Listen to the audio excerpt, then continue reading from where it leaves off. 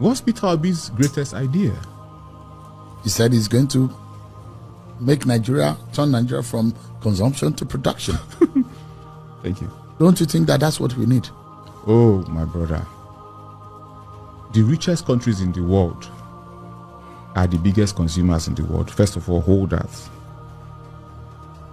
There is no rich country that doesn't have heavy consumption. So any human being that tells you that is going to turn a country from consumption to production as a way of saying it's going to make the country prosperous, either doesn't know what he's saying or he's just trying to fool you. So consumption dependent, that is the idea. But so if he's, because that's what I interpreted what he was saying, that Nigeria was just consuming without producing, and we're too reliant. So you don't need to hammer on the consumption. Just say you're going to increase Nigeria's capacity for production, because as long as Nigeria is prosperous, there will be consumption. So you are faulting Peter Obi's grants on his campaign? I'm just giving you logic. Is it that you don't like him? Because my brother, I'm just, you know the beauty of this conversation. Yeah. The only time we've had a personal conversation was at the beginning, where you were talking about my friends or old friends, I don't know, right? This one is not personal. This is science. There is no rich country in the world where there is no heavy consumption. So don't tell me you are turning a country from consumption to production. If you want Nigeria to be prosperous, then you have to expect that there will be a lot of... In fact, if there's no consumption, there will be poverty.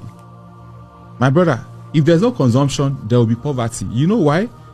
Prosperity is built on the back of consumption. If I buy this watch, many families are going to go home happy. The people that sold this are going to help their family. If I live here and I go to a restaurant, the profit is going to affect families. The reason why when that restaurant existing means that people are coming to buy food and people are going to have jobs. Consumption, my brother, but the rationality, you've got to listen. No, hold on. The rationality is that we consume more than we produce. Consumption is a productive activity. So you've got to understand that. Let's be clear. Let's be clear. I'm taking these things from first principle. And once you understand the first principles, you don't get bamboozled by people that don't even know what they are saying.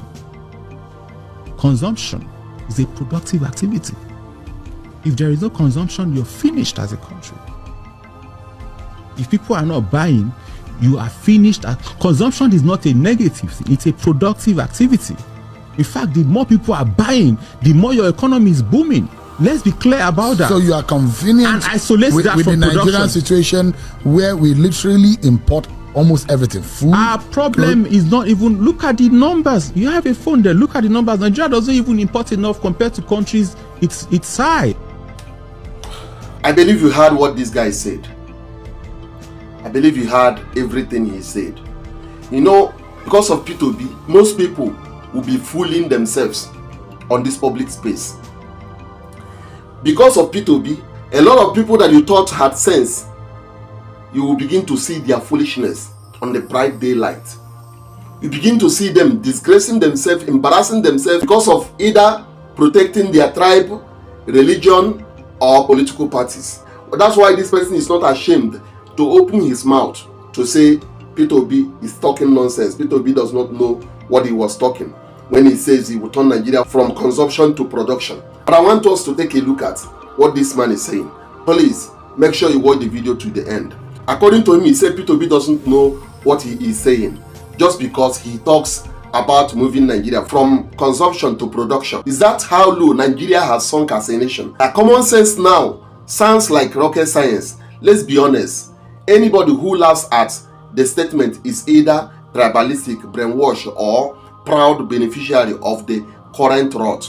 Because only a fool will defend a system where a country with over 200 million people imports toothpick, fuel, even pencil after 60 years of independence.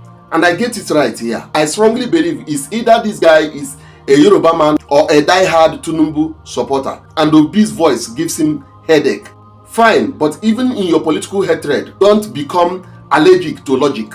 What P2B is saying is not magic, it's not rocket science, it is tested okay. Because China did it, Vietnam did it, Rwanda is doing it. You create small industries, encourage local production, support small business enterprises, and invest in power, reduce import dependence. It is not tribal, it is developmental. Meanwhile, the current administration is turning Nigeria into a beggar state, borrowing recklessly, printing money, removing subsidies without plans, and flying up and down, while the naira is doing free war gymnastics. So tell me, between a man that says let's produce what we consume and the man throwing the economy into chaos, who really doesn't know what he is saying or doing? Who among these two does not know what he is saying or doing? And to those who say Obi is just talking, let me ask you one question, one simple question. What did Buhari say before becoming president? Nothing. What did Tinubu say before coming in? Lies and audio hope. At least Obi is offering development direction and backing it with examples, data, and policies. The hatred of this man is not just about policy.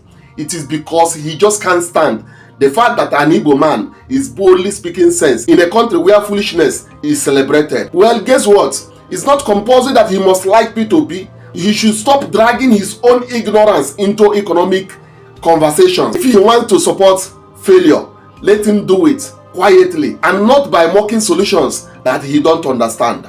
Nigeria is bleeding. We need leaders who think, not those who loot and lie. In the name of countering P2P, they are just showing us how useless they can be. If not, I don't see the reason why this person can open his mouth and tell me that P2P doesn't know what he's saying by saying that he will turn Nigeria from consumption into production. Who does that? As a person, even when you want to protect your own economy, when you want to build your economy, you curtail. It's a very simple thing. A secondary school boy can boldly defend this very argument that this man is presenting here. But because P2B is the one presenting the solution to the country's problem, economic problems, and he's an Igbo man, that's why every other person, in as much as you are not supporting him, in as much as you are a Yoruba man, in as much as you are a die-hard Tinubu support, all of them will be countering it. Yet we are dying. Country is dying day by day. The country is sinking day by day. I have always said it. Until we realize to emancipate ourselves from our mental slavery, this country cannot move forward. Until we liberate ourselves from this enslavement of our mentality, religion, tribe, and political affiliation, the country will never recover from its failures. Because all of these people you are seeing, they are never do well people. They can never opening his mouth and defending rubbish, presenting an argument. He don't even know where to start. That's why he just jumped. P2B said, what did P2B say?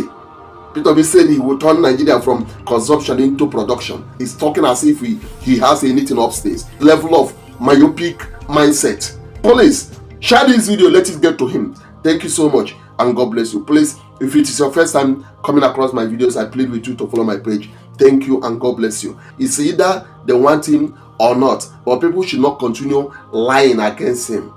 P2B is the only solution as far as Nigerian politicians of today are concerned. God bless.